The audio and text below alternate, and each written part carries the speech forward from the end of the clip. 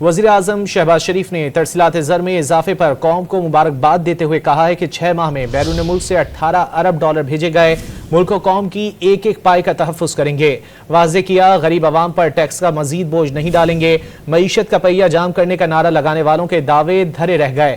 وزیراعظم نے FBR کو محصولات کے مقدمات جلد سے جلد نپٹانے کی ہدایت کر دی۔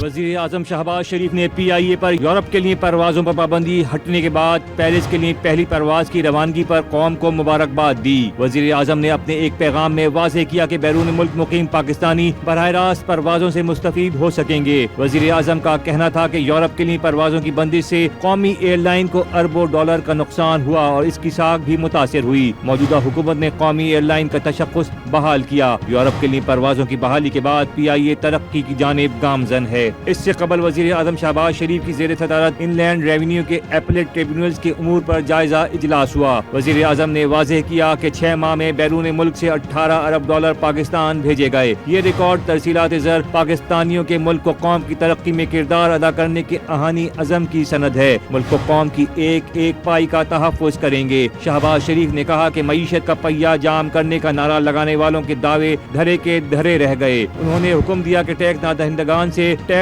وصول کیا جائے، نہ کہ غریب عوام پر ٹیکس کا مزید بوجھ ڈالا جائے۔ شہباز شریف نے ہدایت کی کہ عدالتوں میں زیر التوا محصولات کے مقدمات کو جلد نمٹایا جائے۔